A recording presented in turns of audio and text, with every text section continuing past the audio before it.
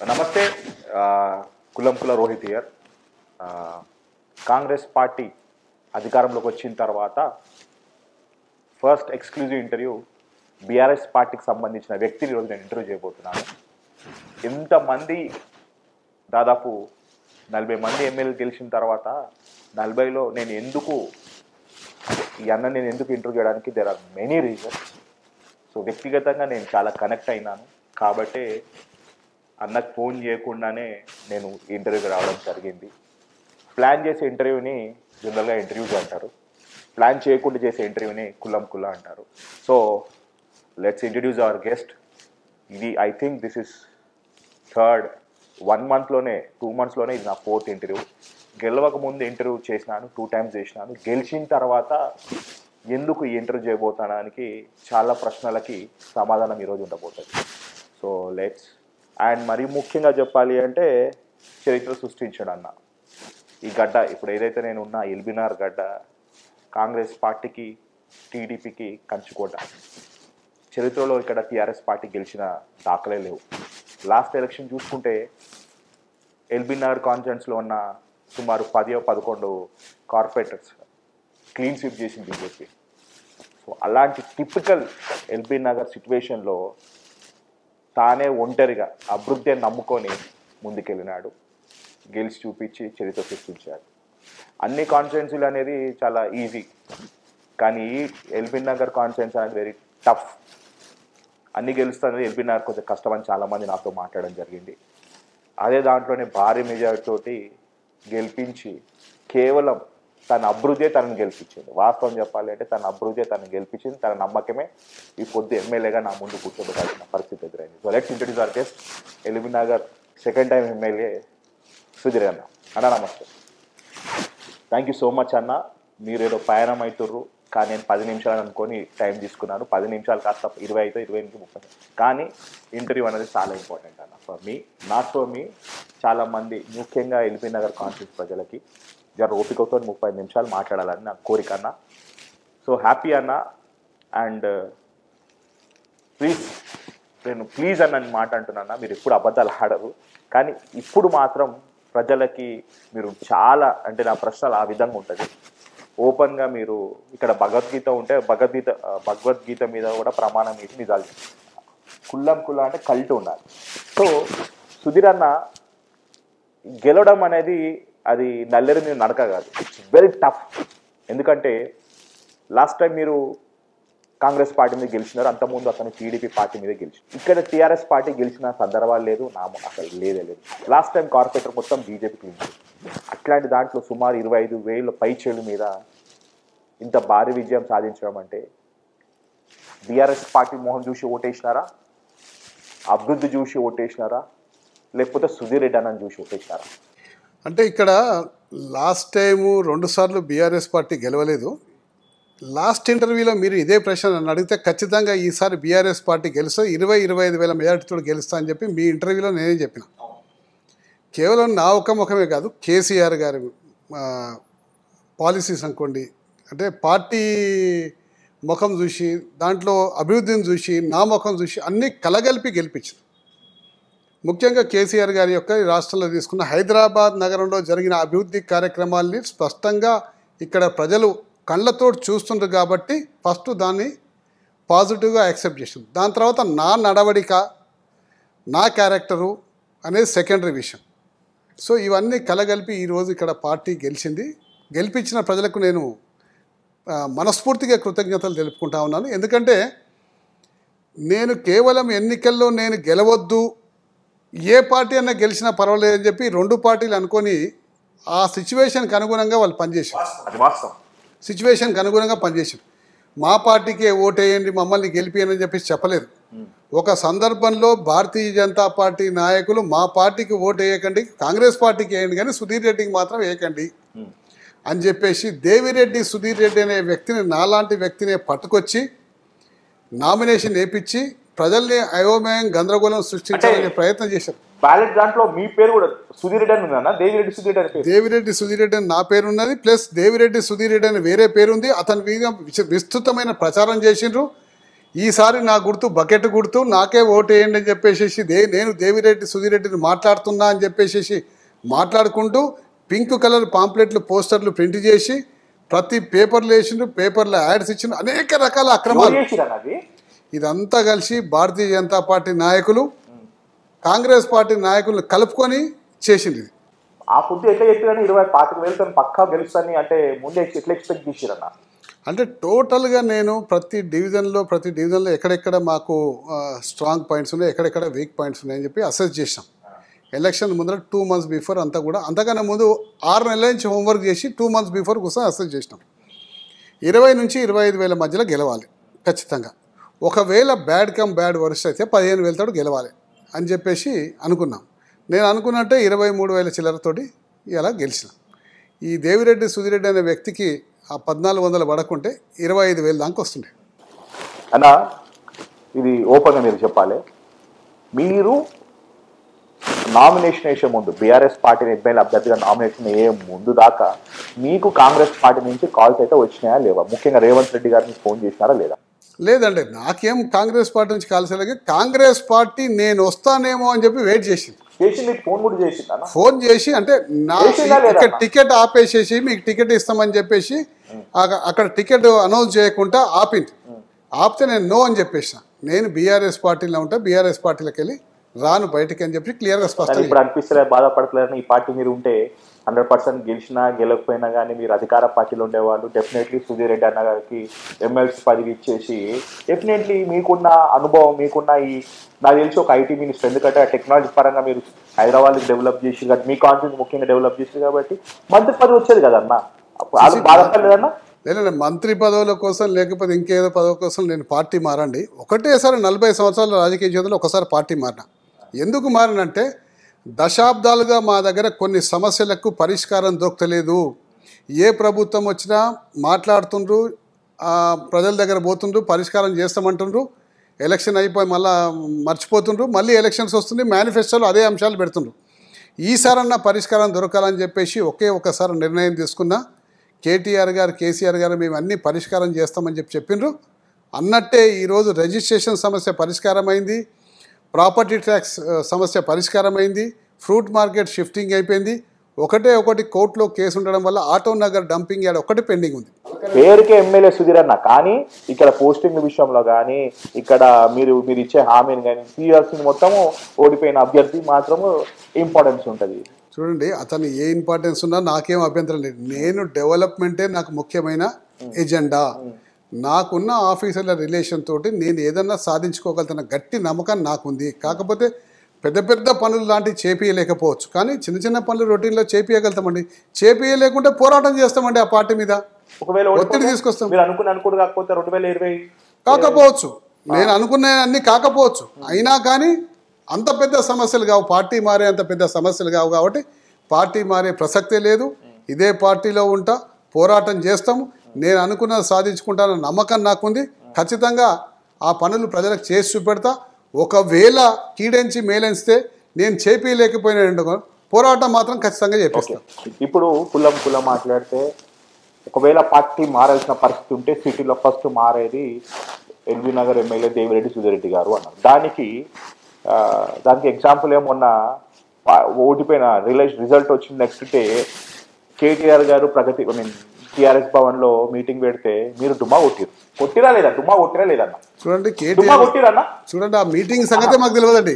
నేను డుమ్మా కొట్టిన చెప్పలేము, అది డుమ్మా కొట్టిన కాదు. అది మీటింగ్ మాకు తెలిస్తే, మాకు ఇన్ఫర్మేషన్ ఉంటే మేము పోకుంటే డుమ్మా కొట్టినట్టు. మీటింగే మాకు తెలియదు, మేము డుమ్మా కొట్టినట్టు ఎట్లయితే అంటే లేదు. కేటీఆర్ గారు ఆడికి వచ్చే ముందర ఒక్కమంది కేటీఆర్ గారు ఆఫీస్లో తిరుపతి గారు జనరల్గా మా అందరికీ ఇన్ఫర్మేషన్ ఇస్తారు. ఆ రోజు తిరుపతి గారు చేయలేదు, రమేష్ రెడ్డి గారు చేసిండ, కొంతమందికి అందుబాటులో ఉన్న ఎమ్మెల్యేకి చేసినట్ట. ఏవైతే వచ్చింది యాక్సిడెంటల్గా వచ్చింది, కానీ ఒక ఆర్గనైజ్డ్ మీటింగ్ సిటీలో అందరూ రావాలని చెప్పేసి అనుకున్న మీటింగ్ కాదు అది.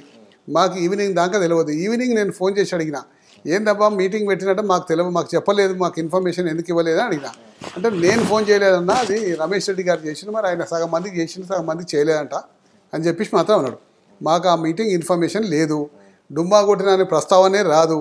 దాని తర్వాత ఈవినింగ్ మీటింగ్ మనకు ఫామ్ హౌస్లో ఉండే పోయినాం, మీటింగ్ అటెండ్ చేసి వచ్చినాం. ఈ సుధీరన్న కాన్ఫరెన్స్కి వచ్చేసరికి సుధీరన్న నెక్స్ట్ లెవెల్ ఖర్చు పెట్టినాడు గెలుపు కోసం. కేవలం గెలిపే ధ్యేయంగా మీరు అపార్ట్ ఫ్రమ్ ద డెవలప్మెంట్ మీరు చేసిన డెవలప్మెంట్ కాకుండా నాకు తెలిసి మోర్ దెన్ ఒక 50 crores బియాండ్ అప్పు తెచ్చి చేసిరో లేకపోతే ఏం చేసిరో ఆస్తులు అమ్ముకొని చేసిరో కానీ మోర్ దెన్ 50 crores మీరు ఖర్చు పెట్టి గెలవడం జరిగింది. దానికి ఉదాహరణే ఎలక్షన్స్ 2 రోజుల ముందు మీ సత్యమణి గారు ఒక పర్సులో 2000 నోటు ఒక ఏదో గిఫ్ట్ మీ పంప్లైంట్ పెట్టి ఇచ్చిందా లేదా? చూడండి, చాలా తప్పండి ఇది. ఎవడన్నా డబ్బులు వస్తే దాంట్లో పర్సు పెట్టి పాంప్లెట్ పెట్టి మనిషి ఇస్తారా అండి ఎవరన్నా? ఆ విధంగా ఎవరు ఇయ్యరు. అది కేవలం ఏంటంటే కాంగ్రెస్ పార్టీ వాళ్ళు చేసిన స్టంట్ అది. అంటే యూట్యూబ్ ఛానల్లో కానీ సోషల్ మీడియాలో ఎట్లా అయిపోయిందంటే దీన్ని ఏ విధంగానే వాడుకుంటారండి ప్రజలు. కానీ ఇందులో మీరు అడిగిన ప్రశ్న కొన్ని నిజాయితీగా జవాబు చెప్తా. ఈ భారతదేశంలో ఎలక్షన్లో పోటీ చేసిన ఎవడైనా సత్యం చెప్తాడా అండి? ఈరోజు నేను చెప్తా క్లియర్ కట్గా వినండి, ఎవడు సత్యం చెప్పడండి. ఈరోజు నేను కూడా సత్యం చెప్తాను, ఉన్నమాట చెప్తాను. కానీ 40 లక్షల పరిమితి అయితే ఎలక్షన్ కమిషన్ నిర్ణయించిందో దానికి 100 రెట్లు ఎక్కువ పెడతారు. అందరూ పెడతారండి. చెప్తున్నా కంటే నేను డైరెక్ట్ అందరూ పెడతారని చెప్పిన, అందరూ పెడతారని చెప్పి అందట్లో నేను కూడా ఉంటాగండి. ఇంకేముందండి, నేను చెప్పిన జవాబుని మీరు అర్థం చేసుకోవాలి. ఇంత స్పష్టంగా చెప్తానండి, ఏ రాజకీయ పార్టీ నాయకుడు గిట్ట పెట్టలేదంటే అది అబద్ధమవుతుంది. ఇది వ్యవస్థ మారాలి. ఈ వ్యవస్థ మారటానికి మీలాంటి మీడియా సోదరులంతా ముందుకొచ్చి వీటి మీద డిబేట్లు పెట్టాలి. డిబేట్లు పెడితే ప్రతి రాజకీయ పార్టీ చేసే పొరపాటు. ఇవాళ టీఆర్ఎస్ నేను వెనకేస్తూ వస్తలేను. టీఆర్ఎస్ పెడుతుంది, కాంగ్రెస్ పెడుతుంది, భారతీయ జనతా పార్టీ పెడుతుంది, అన్ని పార్టీ వాళ్ళు పెట్టాల్సిందే. అట్లేముండదండి, ఇంచుమించు అందరూ అదే పెడతారండి. ఇంచుమించు అంతా అదే పెడతారండి. ఇప్పుడు మన మా దగ్గర బీజేపీ కాంగ్రెస్ ఎక్కువ పెట్టింది నాకన్నా. మీరు ఇచ్చిన డబుల్ బెడ్రూమ్ వాళ్ళు మీకు వేసిరు అనుకుంటున్నారా? డబ్బులు ఇస్తేనే వాళ్ళు మీకు ఓటేసి వెళ్తారా? మీకు విషయం అంటే చాలా మంది మా కార్యకర్తలు కూడా చెప్పినారు, దళిత బంధు ఇచ్చిన వాళ్ళు కూడా ఓటేయలేదు, పైసలు ఇస్తేనే వాళ్ళు బయటకు వచ్చినారు. అంటే ఏమో అండి, ఇప్పుడు చెప్తున్నా ఓవరాల్ వ్యవస్థ మార్పు రావాలి. వ్యవస్థలో మార్పు రావాలంటే ఎవరో ఒకరు ముందు అడిగేయాలి. ఆ ముందు అడిగేస్తాడు రేపు రాజకీయ భవిష్యత్తు మీద ఆశ ఉండకుండా, రాజకీయ భవిష్యత్తు లేదనుకొని ముందేసుకుంటే ముందడిగేస్తే అది ఒక మంచి పరిణామానికి దారితీస్తుంది. దానికి రాజకీయ పార్టీలు అన్నీ సపోర్ట్ చేయాలి ఎవరైతే ముందడిగేసేవాడికి. అంటే నేను ఒక బీఆర్ఎస్ పార్టీని అంటే బీఆర్ఎస్ పార్టీతో పాటు ఇవాళ ఉన్న రాజకీయ పార్టీ నాయకులు పార్టీలు చేసే తప్పులు, పార్టీలో నిలబడే అభ్యర్థులు చేసే తప్పులు అన్నీ కూడా ఉన్నాయండి. ఈసారి పోటీ చేద్దాం అనుకున్నా, కానీ పోటీ చేసే విధంగా పురికొల్పింది కాదు. ఈసారి మీరు పోటీ చేయదలుచుకోలేదంటే 2 సార్లు ఇప్పుడు నెక్స్ట్ టైం ఎలక్షన్స్ మీరు భయపడి కంటెస్ట్ చేయదలుచుకుంటలేరా? ఎందుకంటే నెక్స్ట్ టైం కూడా కాంగ్రెస్ పార్టీ అదే మీకు చెప్తున్నాను, భయపడి కాదండి. పోటీ చేయొద్దని ఎందుకుందంటే వ్యవస్థలో జరుగుతున్న పరిణామాలు నేను జీర్ణించుకోలేను కాబట్టి పోటీ చేయొద్దనుకున్నా. కానీ కొంతమంది పురిగొల్పిన నన్ను పురిగొల్పితే నేను ఎప్పుడైనా ఛాలెంజ్కు స్వీకరిస్తా, కానీ ఛాలెంజ్కి వెనకడిగేయా. వాళ్ళు పురిగొల్పినందుకే పోటీ చేసిన, ఇలా గెలిచిన కాబట్టి ఇప్పటికైనా వ్యవస్థలో మార్పు రావాలని చెప్పి అడుగు నేను వేద్దాం అనుకుంటున్నా. రేపు సమాజం నా ఎంబడి ఉంటుందా లేదా నాకు తెలియదు, సమాజం సొసైటీ నా ఎంబడి ఉంటుందా లేదా నాకు తెలియదు. కానీ నేను ఉండకపోవచ్చు. ఇవాళ జయప్రకాష్ నారాయణ లేడు కదండి, ఇవాళ జయప్రకాష్ నారాయణ లేడు. ఆయన పాపం ఆయన సిద్ధాంతాలు ప్రజలకు నచ్చలేదు కాబట్టి ఆయన మంచి మనిషిని కూడా దూరం పెట్టిండ్రు. కాబట్టి రేపు పొద్దున నన్ను కూడా దూరం పెడతాను అని ఖచ్చితంగా నాకు తెలుసు. కానీ దూరం పెట్టినా సరే అని చెప్పి ధైర్యంగా అడిగేసినప్పుడే నేను సక్సెస్ఫుల్ అవుతా. మీ గెలుపులో మెయిన్ పాత్ర ఎవరంటే చెప్పండి. నా గెలుపులో మెయిన్ పాత్ర నా కార్యకర్తలు, నా కుటుంబము అందరూ కలిసి నా గెలుపులో మెయిన్ పాత్ర. అండ్ నన్ను గెలిపించిన ప్రజలు వీళ్ళందరూ మెయిన్ ప్రముఖ పాత్ర. ఎందుకంటే అహర్నిశలు శ్రమించిండ్రు. ఈసారి ఛాలెంజింగ్ ఎందుకంటే నన్ను పురిగొల్పినని చెప్పిన కానీ చాలామంది నన్ను అనేక రకాలుగా డీఫేమ్ చేద్దామని తప్పుడు ప్రచారాలు, అసత్య ప్రచారాలు చేస్తా మొండిగా నిలబడ్డా. ఎస్, ఎట్టి పరిస్థితుల్లో నిలబడి ఈసారి గెలిచి చూపెట్టాలని చెప్పి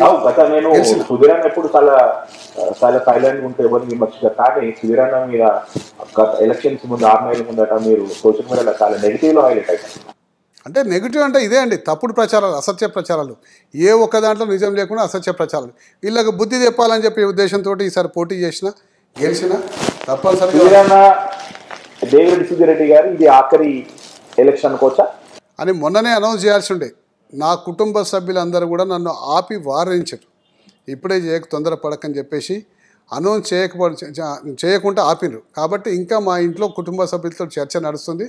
అది మా ఫ్యామిలీ మెంబర్స్ అంతా వచ్చినాక డిస్కస్ చేసుకున్నాక మరి ఫైనల్గా నేను చేయాలన్నా వద్దా అన్న సంగతి కొద్ది రోజుల్లో చెప్తాను. ఉదాహరణకి వేముల వీరేశం అన్న ఎక్స్ఎమ్మెల్యే, అక్కడ పార్టీ మారిన వ్యక్తి, నాకు కాంగ్రెస్ నుంచి వచ్చిన ఆయన 50 జిల్లాలోనే అత్యంత మెజారిటీ వేముల వీరేశం అని వచ్చింది. అట్లా పార్టీ మారిన వాళ్ళందరికీ 50,000 40,000 ఆ రేంజ్లో ఇచ్చినారు. కానీ మీ దగ్గరకు వచ్చేసరికి మిమ్మల్ని మాత్రం ఎందుకు ప్రజలు తిరస్కరించలేదంటే అభివృద్ధి అనుకోవచ్చు అన్న. కానీ ఎక్కడొక దగ్గర మనసులో ఉంటారు కదా, ఎందుకంటే నేను సుధీరన్న కాంగ్రెస్ భవన్ చూసేసిన, కానీ సుధీరన్న టీఆర్ఎస్లో పోయిండు అనేది ఒకటి ఉంటుంది. మరి వాళ్ళకి ఎందుకు తిరస్కరించారు, సుధీర్ రెడ్డి గారి సంక్షేమాన్ని ఎందుకు యాక్సెప్ట్ చేసినారు అంటే ఫ్యూ వర్డ్స్ సింగిల్. ప్రజలు మ్యాండేట్ ఇచ్చిందండి. ఇక్కడ జరిగిన అభివృద్ధిని, నా క్యారెక్టర్ని, కేసీఆర్ గారిని చూసి ఓటేసిండ్రు. కాబట్టి ప్రజలు ఆశీర్వదించింది కాబట్టి ప్రజల ఆశీర్వాదాన్ని యాక్సెప్ట్ చేయాలండి. కేవలం బీఆర్ఎస్ పార్టీకి కొత్త గొప్ప సీట్లు వచ్చినాయంటే అది అవునన్నా కాదన్న. గ్రేటర్ హైదరాబాద్, రంగారెడ్డి, ఉమ్మడి రంగారెడ్డి అండ్ మెదక్ రాష్ట్రం మొత్తం కేసీఆర్ పార్టీని, బీఆర్ఎస్ పార్టీని చీగొట్టింది అంటే ఏ విధంగా చీగొట్టింది? కంటే మార్పు ఏదో కావాలనుకున్నారు వాళ్ళు, బీఆర్ఎస్ని తిరస్కరించింది కాబట్టి ఇలా కాంగ్రెస్ పార్టీకి పట్టం కట్టింది. కాంగ్రెస్ పార్టీ రాబోయే రోజుల్లో ఏం చేస్తారు? ప్రజల మైండ్ సెట్, మెంటాలిటీ ఏ విధంగా? ఇప్పుడు మీరు చేసిన అభివృద్ధి నాకు తెలిసి మీరు చాలా సందర్భాల్లో గొప్పగా కూడా మీరు చెప్పుకున్నారు. ఎంత గొప్పగా చెప్పుకున్నారంటే ఇండియా లెవెల్లో ప్రపంచం మొత్తము మా అభివృద్ధి వైపు చూస్తుంది, మా సంక్షేమాలు ఇండియా లెవెల్లో ఏ పార్టీకి అన్ని సంక్షేమ పథకాలు పెట్టదు. వాస్తవం చెప్పాలంటే కేసీఆర్ గారు దళిత బంధు అదే నెక్స్ట్ లెవెల్ అన్న, రైతు బంధు, రైతు బీమా, గృహలక్ష్మి, బీసీ బంధు అని కులాల వారిగా విడదీసి మరీ ఎక్కువ నెక్స్ట్ లెవెల్ పెట్టి 100 ఎకరాలు ఉన్నా కూడా వారికి రైతు బంధు పడేలాగా చేసి, ఇంత చేసి కూడా ఇంత ఘోరంగా ఓడిపోయింది. అట్లీస్ట్ మీరు ఒక 50 మార్క్ కూడా క్రాస్ చేయలేకపోయారు. 50 చేస్తే అట్లా డెఫినెట్లీ మీ పార్టీ అధికారంలోకి వచ్చే ప్రయత్నం ఏదో ఒక విధంగా చేసి ఉండొచ్చు. కానీ ఇంత దారుణంగా పడిపోవడానికి కారణం ఏంటిది సుధీరన్న? అంటే ముఖ్యంగా అండి, మీరు అన్నట్టు అభివృద్ధి తెలంగాణ రాష్ట్రం జరగలేదని చెప్పి ఈ భారతదేశంలో ఎవరు చెప్పలేరండి. 100% తెలంగాణ రాష్ట్రం అభివృద్ధి జరిగింది. కేసీఆర్ గారి నాయకత్వంలో అన్ని రంగాల్లో ప్రగతి పదంలో దూసుకుపోయింది. అలాగే హైదరాబాద్ కూడా అభివృద్ధి జరిగింది. కానీ ఓడిపోయినాం. ఎందుకు ఓడిపోయినాం అనేది అంతర్మదనం అందరిలో. కేసీఆర్ పార్టీ అంటే తెలంగాణ పార్టీ అన్నట్టు ఓటు వేసినారు. రెండోసారి వేసిరు అంటే కేవలం కేసీఆర్ గారు మొహం చూసి వేసినారు. కేసీఆర్ గారి మొహం చూసి అభ్యర్థులు గారు గెలిచిన వాళ్ళు. మూడోసారి కేసీఆర్ గారు ఒక మాట అన్నారు, 90-100తో కొడుతున్నామా అన్నారు. కానీ 40కే ఎండ్ అవ్వడానికి కారణం ఏంటి అంటే కేవలం నియత్ పాలన, కాంగ్రెస్ అంటే ప్రజలకు పోవడము అండ్ ఈ Group 1 కానీ Group 2 కానీ ఈ ఎమ్మెల్యేల అవినీతులు ఎంత అన్నా ఏందన్నా 85 మెంబర్స్గా 75 మెంబర్స్ హ్యాట్రిక్ పీపుల్కి ఇవ్వడం ఏందన్నా? 75 మెంబర్స్ హ్యాట్రిక్ ఉన్న పీపుల్. ఇప్పుడు ఉదాహరణకి గువ్వల బాలరాజు గారు అయితే ఏంటి, అచ్చంపేట చాలా మంది హ్యాట్రిక్ ఉన్న వాళ్ళకి అంటే గెలిచిన దాంట్లో అయితే మాత్రం తలసాని శ్రీనివాస్ యాదవ్ గారు సిటీలో అయితే హ్యాట్రిక్ కొట్టేసిరను. తలసాని శ్రీనివాస్ యాదవ్ గారు కానీ, వివేక్ గారు కానీ, కూకట్పల్లి కానీ, షేర్లింగంపల్లి ఇక్కడ హ్యాట్రిక్ కొట్టేసారు. కానీ అక్కడ మాత్రము ఇక్కడ హ్యాట్రిక్ కొట్టిందంటే కేవలం మీ డెవలప్మెంట్ మీద. కానీ ఊర్లలో కూడా కొట్టిరంటే చెప్పినంటే ఇప్పుడు మీరు అవినీతి అంటుంది కదా, అవినీతి నియంత పాలన ఏముందండి? అన్ని ప్రజాస్వామ్యంలో నియంత పాలన ఏముంటుందంటే ప్రజలందరినీ కూడా ఏ విధంగా తీర్పిస్తో దాన్ని యాక్సెప్ట్ చేయాలని. నియంత పాలన అంటే ఏం లేదండి. ఒకటే విషయం మీకు చెప్తా తెలుసుకుని, అవినీతి అని మీరు అంటుంది పదే అవినీతి ఏది జరగలేదు. ఒక ప్రాజెక్ట్ జరిగినప్పుడు కొంచెం చిన్న పొరపాటు జరిగింది. అవినీతికి అంటగడితే ఎట్లా అంటే, ఇదే రేవంత్ రెడ్డి గారు అసెంబ్లీలో కాంగ్రెస్ పార్టీని దుమ్మెత్తి పోసి తిట్టకుండా చేసి చదివిండు ఏమేం కుంభకోణాలు చేసింది కాంగ్రెస్ పార్టీ అని చెప్పేసి. ఏ ఫర్ ఆదర్శ్ కుంభకోణం, బి ఫర్ బోఫర్స్ కుంభకోణం, సి ఫర్ కామన్వెల్త్ కుంభకోణం అని, కోల్ కుంభకోణం అని ఇట్లా తిట్టిన అసెంబ్లీలో లైవ్ రికార్డులు ఉన్నాయండి. అంటే ఇవాళ రేవంత్ రెడ్డి గారు కాంగ్రెస్ పార్టీలకు పోగానే మొత్తం నీతిమయం అయిపోతుంది అంటే ఇది. అంటే అవినీతి అనేది ఒక రకమైన ప్రజల్లో వచ్చి ఉండొచ్చు, కాదంటలేను. కానీ ఇక్కడ అవినీతి ఏం జరగలేదు. ఒక పెద్ద ప్రాజెక్ట్ కట్టినప్పుడు చిన్న పొరపాట్లు ఖచ్చితంగా దొరుకుతాయి. ఈ ప్రపంచంలో ఎక్కడ కూడా ఒక పెద్ద ప్రాజెక్టు చిన్న పొరపాటు లేకుండా కట్టిన సందర్భం లేదు. ఇప్పుడు అన్న దళిత బంధు అనేది దళితులకి పేదోళ్ళకి ఉన్న 10 లక్షలు కేసీఆర్ గొప్ప ఆలోచన. 10 లక్షలు ఇస్తే ఎమ్మెల్యేలు ఏందన్న 6 లక్షలు 5 లక్షలు తీసుకొని మిగతా 4 లక్షలు ఎక్కడ తీసుకోలేదు. ఎందుకు మన ఆర్డర్ రికార్డు కాకపోతే దాన్ని చెప్పినారంట ముగ్గురికి పంచుకోమని చెప్పినట్టు ఎక్కువ మందిని సాటిస్ఫై చేయమని. ఎక్కువ మంది వచ్చినప్పుడు కొంతమంది అది చేసిన వాళ్ళ ప్రయోగం ఉండొచ్చు, కానీ అందులో అవినీతి లేదండి. లేదండి, అవినీతి ఎవరు చేయలేదండి. అవినీతి చేస్తే నాకు అర్థం కాదు. ఇప్పుడు ఏమైనా కాంగ్రెస్ లో వచ్చిన నీతిమయం వచ్చిన కాంగ్రెస్ లో కూడా వెనక చరిత్ర చాలా ఉన్నాయి. ఇలా వాళ్ళు చేసే చరిత్ర ఉండి మళ్ళీ వాళ్ళని తీసుకొచ్చినండి. మీ మీద నమ్మకం పోయింది కాబట్టి కాంగ్రెస్ పార్టీకి నమ్మకం ఇచ్చినారన్న. కాంగ్రెస్ పార్టీకి మీరు బీజేపీ బీఆర్ఎస్ ఒకటే అయిపోయినారని ప్రజలకు వెళ్ళిపోయింది. బండి సంజయ్ గారిని పక్కన పెట్టాల్సి వచ్చినాయి ఈ దళిత బంధువులు అన్న. నేను మళ్ళీ చెప్తున్నా, ఇక్కడ కేసీఆర్ గారి వ్యతిరేకత కాదు, క్లియర్ సిస్టర్ గా ఎమ్మెల్యే గారి వ్యతిరేకత. కేసీఆర్ గారి నియత పాలన ఉండొచ్చేమో అని అంటే ప్రజలనే మాట అన్న. కేసీఆర్ గారి నియత పాలన కానీ ఆయన ఇంట్లో ఉన్న ఫామ్ హౌస్ ఉన్న ఏడున్నా కూడా చేసేయని చేసిండు. కానీ ప్రతి ఒక్క ఎమ్మెల్యే ఇప్పుడు రేవంత్ రెడ్డి వచ్చింది కదా ముఖ్యమంత్రి, ఒక్కొక్క చిటా తీస్తాడు. ఇప్పుడు కార్పొరేషన్ లో కూడా వట్టి రిజిగ్నేషనే కాదు, వచ్చి ఏమేమి చేసినా కూడా చెప్పాలంట కదా.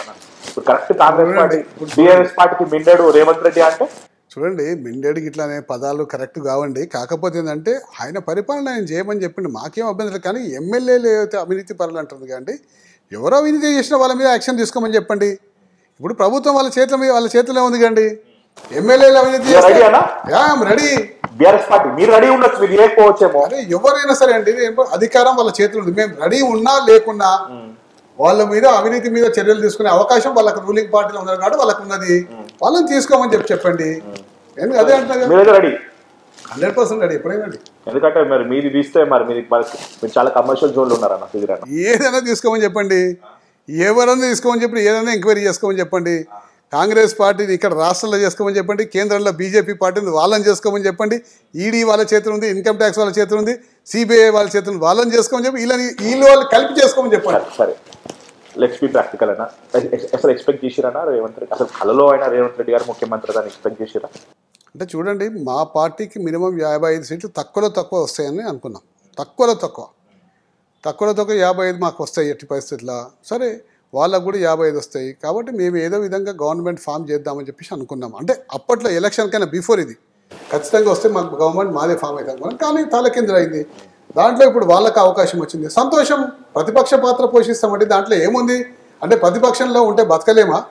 ప్రతిపక్ష పాత్ర పోషిస్తాం, సమర్థవంతంగా పోషిస్తాం. 6 నెలల వరకు ప్రభుత్వాన్ని ఒక తిట్టు కానీ ఒక విమర్శ కానీ చేయం. అప్పుడే కదా 2 రోజులు కాకముందే హరీష్ రావు గారు రైతు బంధు ఎప్పుడు వేస్తారంటే తప్పండి. లేదండి, నేనే ఉన్నా పక్క ప్రెస్ కాన్ఫరెన్స్ లో. హరీష్ రావు గారు ఏమన్నారు, నేను చేస్తున్న విమర్శ కాదు, సజెషన్ చేస్తున్నా. మీరు కొత్త ప్రభుత్వం వచ్చినప్పుడు రైతు బంధు 15,000 రూపాయలు ఇస్తున్నారు, అది విషయం కూడా ఇలా అసెంబ్లీలో చెప్తే బాగుంటుండే అని ఆశించినాము అని మాత్రమే అన్నాడు. దాన్ని మీడియా అనేక రకాల వక్రీకరిస్తుండొచ్చు. మీడియాలో ఫస్ట్ ఈ పదం చెప్పిండు, ఇది విమర్శ కాదు ఒక సజెషన్ అని చెప్పుకుంటూ ప్రారంభించిండు. దాన్ని అనేక రకాలుగా ట్విస్ట్ చేసిండు, దాన్ని అనేక రకాలుగా మీడియా చూపెట్టు. అన్న, నేను ఇది ఒకవేళ సిరిదన్న పార్టీ మారపోయి ఉంటే ఈ పార్టీకి మంత్రి పదవి అయిపోడా? కాంగ్రెస్ పార్టీ అడుగుతున్నా. రాజకీయాల్లో హత్యలు ఉంటాయి కదా, ఆత్మహత్యలే ఉంటాయి కండి. ఇప్పుడు జీవితంలో ఏదో రకంగా ఎన్నో రకాలుగా మలుపులు తిరుక్కుంటారు. 2009లో నేను టీఆర్ఎస్ పోయి ఉంటే అప్పుడే మంత్రిని అవుతుండేనేమో. అప్పుడు నన్ను పిలిచిన టీఆర్ఎస్లో 2009లో పోలేదు. 2014లో నన్ను మళ్ళీ పిలిచిండ్రు పోటీ చేయమని చెప్పేసి, పోలేదు. పోటీ అప్పుడే మంత్రిని అవుతుండే. ఆశిషు కానీ రేవంత్ రెడ్డి గారి గురించి ఒక మాటలు చెప్పాలంటారా? ఇప్పుడు రేవంత్ రెడ్డి గారు ముఖ్యమంత్రి అయిందండి. 4 రోజుల్లో ఒక మనిషిని జడ్జ్ చేయలేము. కానీ నిర్ణయాలు ఇప్పుడు ఈ 4 రోజుల్లో జరిగిన నిర్ణయాలు మాత్రం ఫాస్ట్గా తీసుకుంటుండు. కాబట్టి అదేవిధంగా ముఖ్యమంత్రి హ్యాపీ అని కాదండి. ఇప్పుడు జనరల్గా ఒక మనిషిని జడ్జ్ చేయాలంటే ఒక మనిషి యొక్క దక్షతని జడ్జ్ చేయాలంటే 3-4 రోజులు సరిపోదండి. కానీ ఈ 4 రోజుల్లో తీసుకున్న నిర్ణయాలు ఫాస్ట్గా తీసుకున్నాడు. కాబట్టి యాజ్ ఎ సిటిజన్గా నేను కూడా బాగానే తీసుకున్నానని అనిపిస్తుంది నాకు. కానీ రాబోయే రోజుల్లో ఇంకా ఏ విధంగా తీసుకుంటున్నాను. ఇప్పుడు ఏం విమర్శించమండి మేము. ఇప్పుడు మా పాలసీ ఏంటంటే మేము ఏదో తొందరపడి కాంగ్రెస్ పార్టీని విమర్శించాలని మాకేం లేదు. కాంగ్రెస్ పార్టీ కూడా ఇప్పుడే అధికారంలోకి వచ్చింది, వాళ్ళకు సమయం ఇవ్వాలి. ఒక 6 నెలలు సమయం ఇచ్చినాక 6 నెలల్లో ఏం చేస్తారో చూసినాక అప్పుడు మేము మాట్లాడతామండి. అప్పటిదాకా మేము మాట్లాడం. ఇప్పుడు జనరల్గా రేవంత్ రెడ్డి గారికి టాపిక్ నడుస్తుంది కాబట్టి అన్న, రేవంత్ రెడ్డి ఇప్పుడు మీరు కాంగ్రెస్, మీ బ్లడ్ కాంగ్రెస్, మీకు లైఫ్ ఇన్ కాంగ్రెస్ కాబట్టి కాంగ్రెస్ పార్టీ సంస్కృతి ఏంటి అంటే సీనియర్స్కి లాయల్ ఉన్న వాళ్ళకి వ్యక్తులకే ముఖ్యమంత్రి పదవి కట్టుబెడతారు.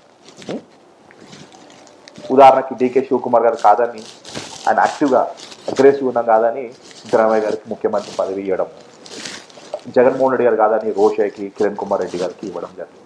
కానీ జస్ట్ చిన్న వయసు ఉన్న వ్యక్తి, అది కూడా ఓటుకు నోటు కేసులో దొంగ అని మీరు క్రియేట్ చేసిన వ్యక్తిని, అంటే ఆ గేమ్ అంతా బీఆర్ఎస్ పార్టీ నడిపించింది. సరే అది పక్కన పెడితే ఆ వ్యక్తి పార్టీ మారడము, కొడంగల్ ఓడిపోవడం, ఎంపీ అవడం, పీసీసీ అధ్యక్షుడు కావడము, అని వెంటనే ముఖ్యమంత్రి అవడం. సో ఏ విధంగా చూసుకోవచ్చు అంటే కంప్లీట్ ఇది కాంగ్రెస్ పార్టీ కొత్త ఓడవడిని సృష్టిస్తుందన్న. అంటే కష్టపడే వాళ్ళకి సీనియారిటీ గీవాటి కాకుండా కష్టపడే వాళ్ళకి ఒక పెద్దపీట వేస్తాను అనుకుంటాను. కాంగ్రెస్ పార్టీ నిర్ణయాలని నేను అంటే నేను మీకు పుట్టిగా కాంగ్రెస్ కాబట్టి కాంగ్రెస్ పార్టీలో ఏంటంటే కాంగ్రెస్ పార్టీలో ఎట్లా నిర్ణయాలు ఉంటాయి అంటే ఢిల్లీలో నిర్ణయాలు అవుతాయండి. ఢిల్లీని ఎవరైతే ప్రభావితం చేయగలుగుతారో వాళ్ళకు అనుకూలంగా నిర్ణయాలు వస్తాయి.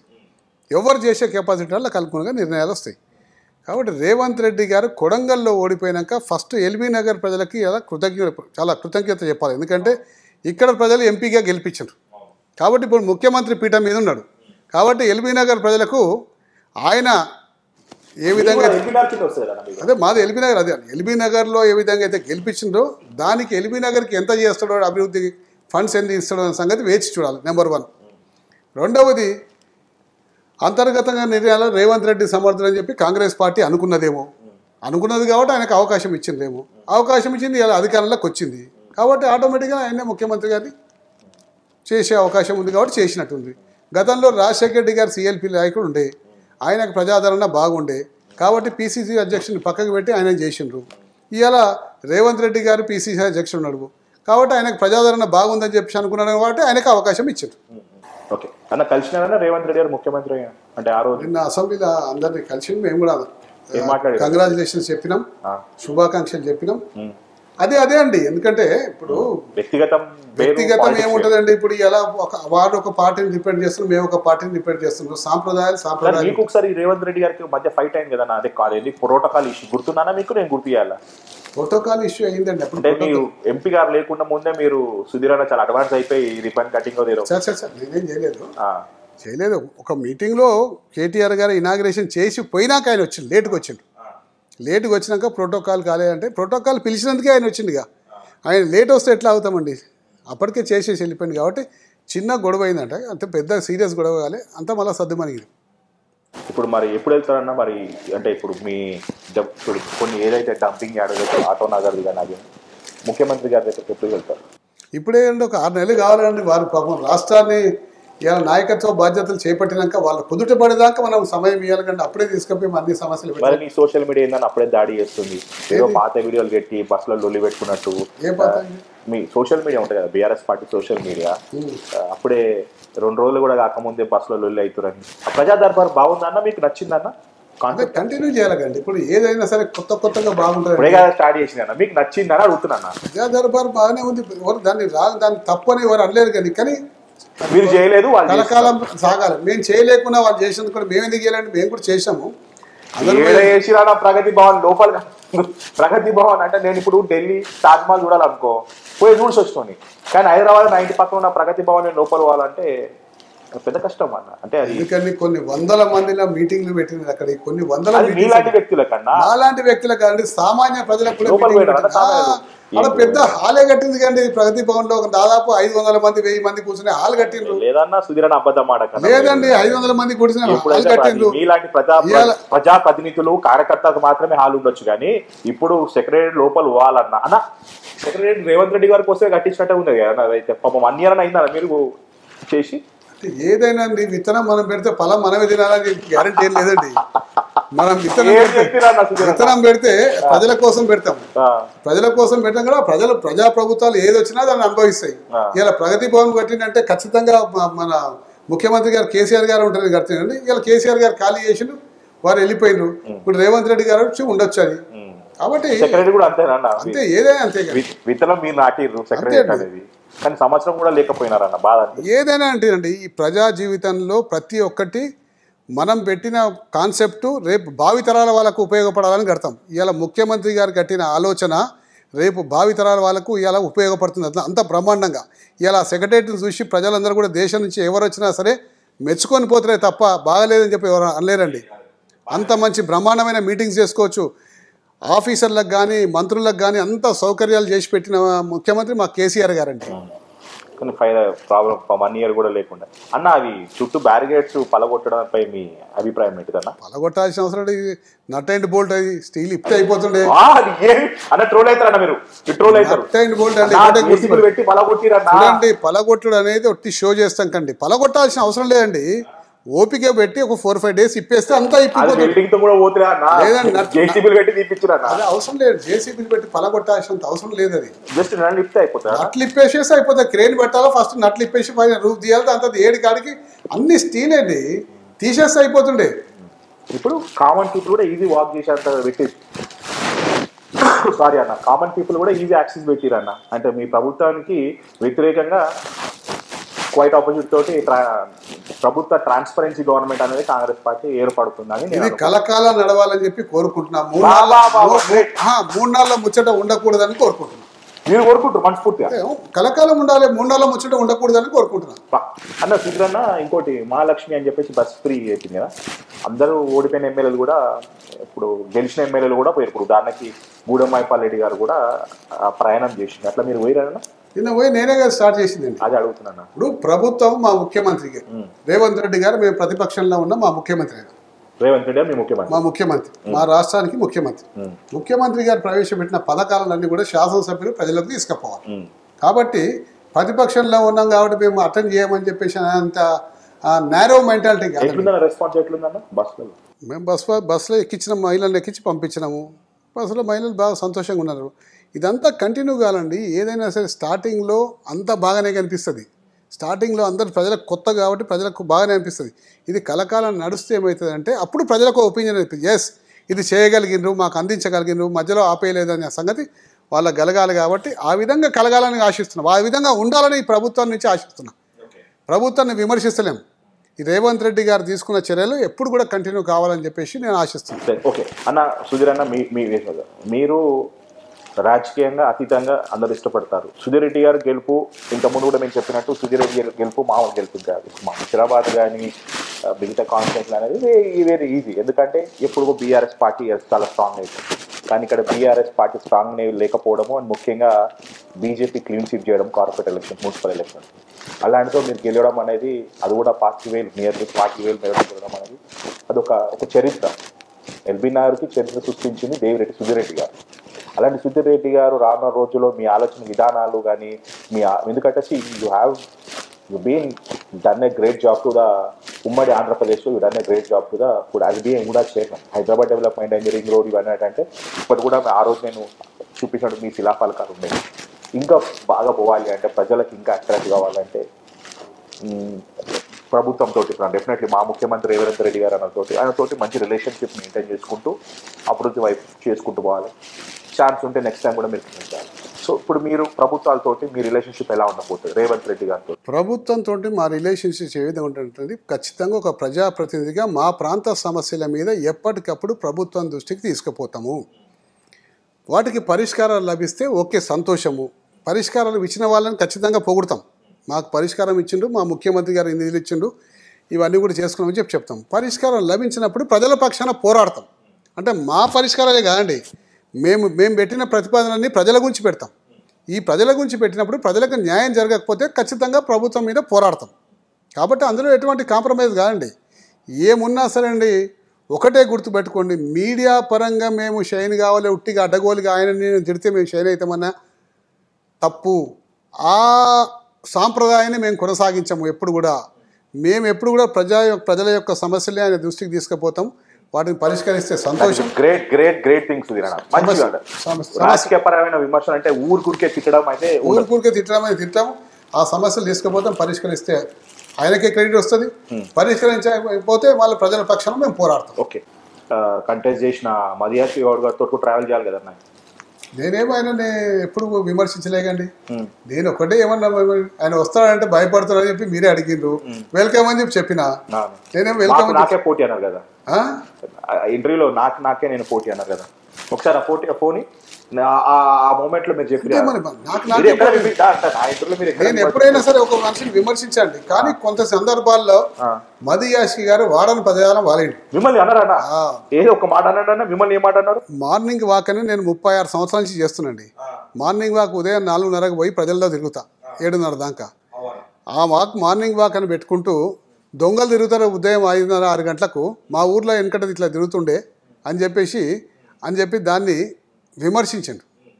అంటే ఆయనకేం తెలుసు, దాని విలువ తెలియదుగా. మార్నింగ్ వాక్ అని ఆయన నిజామాబాద్లో పార్లమెంట్ మెంబర్గా ఉన్నప్పుడు ఒక బస్తీకి ఒక ఊరికి రెగ్యులర్గా పోతే ఆయనకు తెలుస్తుండే సర్వీస్ ఏంది, బస్తీ సమస్యలు ఏంది. అది కారణం ఉండొచ్చు కదన్నా, ఎందుకంటే నాన్ లోకల్ అని చెప్పేసి కూడా కారణమే ఉండొచ్చు అనుకుంటాను. నాన్ లోకల్ అని చెప్పేసి ఆయన అనుకుంటున్నాడండి, ఆయన లోకల్, నేను నాన్ లోకల్ అని ప్రచారం చేస్తున్నా. సరే, అది కూడా మేమేం పట్టించుకోలేదు. నెక్స్ట్ ముఖ్యమంత్రి ఎవరు ఉంటారు? కేటీఆర్ గారు, కేసీఆర్ గారు? 2028 అండి. ఇప్పుడు దాని గురించి మనం ఎందుకంటే కేసీఆర్ గారు అనారోగ్యంతో హాస్పిటలైజ్ అయ్యారు కదన్నా, అందుకే అదంటే వాళ్ళకి ఏదో చిన్న ఫ్రాక్చర్ అయింది. మరి రేవంత్ రెడ్డి గారు కలవడం ఏ విధంగా చూసుకోవచ్చా? ముఖ్యమంత్రి హోదాలో మంచి పరిణామం అండి. ఇప్పుడు ముఖ్యమంత్రి హోదాలో ఒక మాజీ ముఖ్యమంత్రిని కలవడాన్ని నేను స్వాగతిస్తున్నానండి. నేనైతే వెల్కమ్ చేస్తున్నా. మంచి స్టెప్ వేసాడు రేవంత్ రెడ్డి మంచి స్టెప్ వేసాడు. ఎందుకంటే రాజకీయాలు ఏమైనా ఉంటాయి రోజు ఉంటాయండి. ఒక మాజీ ముఖ్యమంత్రి నిజంగా సఫర్ అయ్యి హాస్పిటల్లో ఉంటున్నప్పుడు ప్రజెంట్ ముఖ్యమంత్రి పోవడం అనేది మంచి నిర్ణయం, దాన్ని అప్రిషియేట్ చేస్తున్నాను. రేవంత్ రెడ్డి గారిని ఇక నేను చెప్పబోదు నైట్ లిఫ్ట్ చేయడం, బట్ అయినా కూడా రేవంత్ రెడ్డి గారు రాష్ట్రానికి ముఖ్యమంత్రి అవడం, అయినా కూడా నెక్స్ట్ 3 రోజులకే కేసీఆర్ గారిని మాజీ ముఖ్యమంత్రి గారిని కలవడం, కేటీఆర్ చేయి కలుపుకొని పోవడం, అది సీన్ చూస్తుంటే రేవంత్ రెడ్డి గారు నెక్స్ట్ లెవెల్ అనమాట.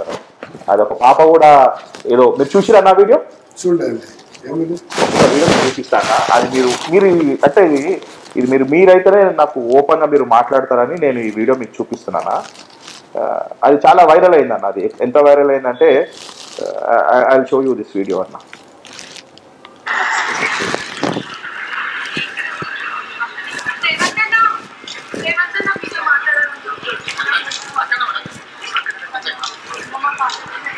అంటే ఇట్లా హాస్పిటల్ వస్తుంటే మూల మీద ఎవరొకరు రేవంత్ అన్న అని పిలిచి ఇమ్మీడియట్ గా దాన్ని రెస్పాండ్ చేయమన్నారు. అంటే మీకు అర్థమైందన్న, సీఎం గారిని మాజీ సీఎం గారిని కలిసి ఇట్లా వస్తుంటే ఆపుతారు కదా పబ్లిక్ పిలిచి. రేవంత్ రెడ్డి గారు ఆ విధంగా స్పందించి చేస్తున్నట్టే నిజంగా ఎవరైనా అప్రిషియేట్ చేయాల్సిందే, నేను కాదు. ఇలా ఒక బీఆర్ఎస్ పార్టీకి సంబంధించిన వ్యక్తిని అప్రిషియేట్ చేస్తే మాకేమైనా తప్పు అవుతుందేమో అని చెప్పి అనుకునే అటువంటి వ్యక్తిని కాదు నేను. ఆయన చేస్తున్న మంచి చేస్తే అప్రిషియేట్ చేస్తాము. ప్రజలకు ఏమైనా నష్టమవుతుందంటే ప్రజల తరఫున పోరాడతాము. మా ఎజెండా అదే అండి. అందులోకి వెళ్ళి డీవియేట్ కావాల్సిన ఒక్క పర్సెంట్ డీవియేట్ కాము. అది ఎప్పుడు మేము ఆచరణలో పెడతాం. సుధీర్ రెడ్డి గారి రాజకీయ భవిష్యత్తు ఎలా ఉండబోతుంది? భవిష్యత్తు నేను చెప్పలేనండి. ఈరోజు నేను ప్రజలకు బాగా చేస్తే భవిష్యత్తు నిర్ణయించేది వాళ్ళు. నా భవిష్యత్తు చేయొద్దని చెప్పి నేను అనుకున్నా. అసలు నిన్న మొన్న ప్రెస్ కాన్ఫరెన్స్ పెట్టి చేయనని చెప్పి అనౌన్స్ చేస్తా అని చెప్పేసి అనుకుంటే మా ఫ్యామిలీ మెంబర్స్లో డీవియేట్. ఎందుకంటే మీకు లెగసీ మీ బాబులు ఇద్దరు ఇద్దరు స్టడీస్ అండ్ ఆల్ కాబట్టి ఇప్పుడు మీరు ఒక్కరు ఐఎమ్ సో హ్యాపీ దట్ మీ ఫ్యామిలీలో మీరే రాజకీయం చేస్తారు. అంటే నేను ఒక్కరిని రాజకీయం చేయలేదు, నా పిల్లల్ని రాజకీయంలో రానియొద్దని ఇప్పటిదాకా ఆపగలిగిన. ఇప్పటిదాకా నా పిల్లల్ని గుర్తుపట్టరు. కానీ ఈ ఎలక్షన్స్లో మా పిల్లలు బయటకు వచ్చారు. ఈ ఒక్క ఎలక్షన్స్లో మాత్రం ఓపెన్గా బయటకు వచ్చి బయట ప్రచారం చేసిండ్రు.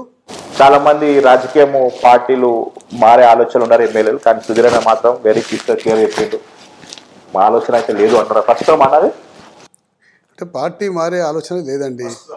ప్రస్తుతం కాదండి, పార్టీ మారే ఆలోచన లేదు. ఎందుకు లేదంటే నా నియోజకవర్గంలో పెద్ద పనులు చేయాల్సిన అవసరం ఏ రాజకీయ పార్టీకి నేను మిగిల్చలేదు. అన్నీ చేసేసాను నేను.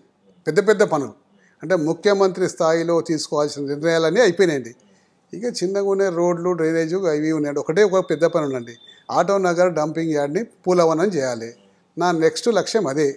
దానికి చేయాల్సిన అది ఆ పోలీస్ స్టేషన్ ఎట్లా అది చేసేస్తామండి, అది పెద్ద ప్రాబ్లం లేదు. కాబట్టి ఆటో నగర్ డంపింగ్ యార్డ్ని చేయాలి. అది చేస్తారన్న ఆశాభావాన్ని వ్యక్తం చేస్తున్నారు రేవంత్ రెడ్డి గారు. చేయకపోయినా పర్వాలేదు, వెంబడే నా ప్రజలకు వచ్చిన నష్టం ఏం లేదు. కాబట్టి పార్టీ మారాల్సిన అవసరం లేదు. అన్ని పనులు చేసేసిన కాబట్టి ఇదే పార్టీలో కొనసాగుతా, ఒక బాధ్యతాయుతమైన ప్రతిపక్ష నాయకునిగా మాత్రమే కొనసాగుతా, వ్యక్తిగత విమర్శలకు పోను అన్న. ఇంకా నెక్స్ట్ 3 monthsలో మనం మరొకటి ఇంటర్వ్యూ పెట్టుకున్నాం. దేని గురించి అంటే మీరు పాత డెవలప్మెంట్ గురించి చూస్తా అన్న. అంటే ఓన్లీ ఒక విజ్ఞానం మంచి కుల్లలాగా చేద్దాం అన్న. ఎందుకంటే ఓన్లీ మనం డెవలప్మెంట్ చేసినా కూడా లాస్ట్ టైం మరి ఒక బ్యూటిఫుల్ గ్రేవ్ యార్డ్ చూపించారు. అది ఒక థీమ్ పార్క్ లాగా ఉండేది. చాలా మంది ఆ గ్రేవ్ యార్డ్ని పార్క్ అని చెప్పేసి చాలా మంది వచ్చారు. తర్వాత చూస్తే అది పార్క్ కాదు, షూటింగ్ కూడా ఇస్తాం. కాబట్టి దాంట్లో ఉన్న కాన్సెప్ట్ కూడా మీరు ప్రచారం చేయాలి.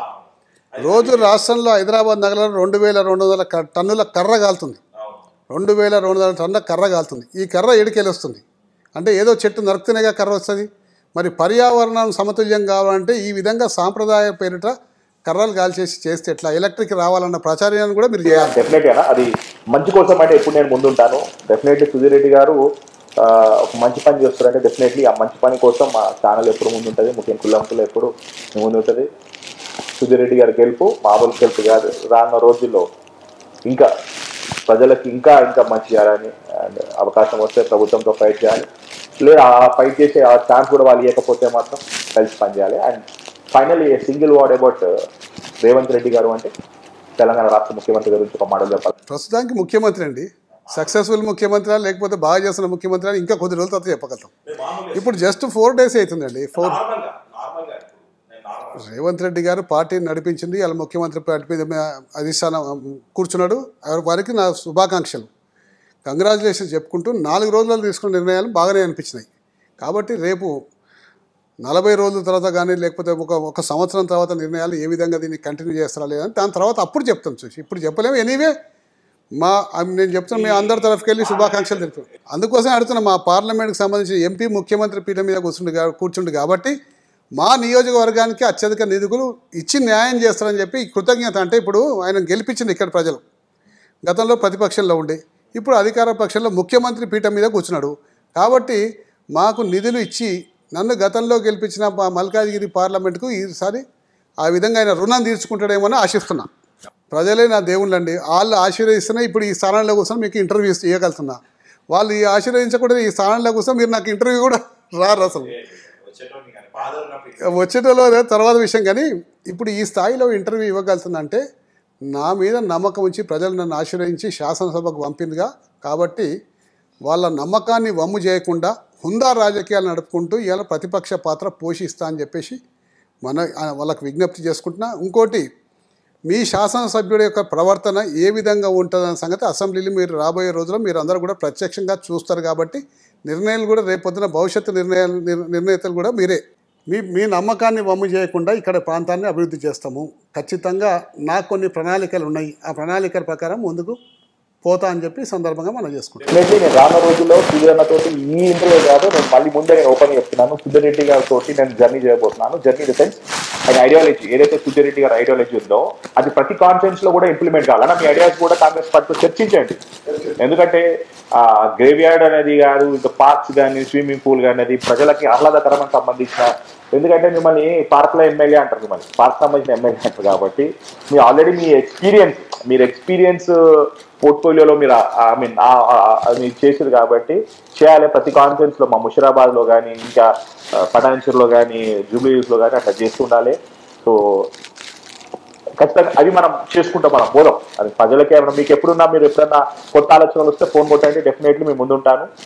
ఆ ఐడియాస్ని మనం ప్రజలకు తీసుకోవడం. Thank you. This is the exclusive interview with LB Nagar MLA Sudheer Reddy గారు.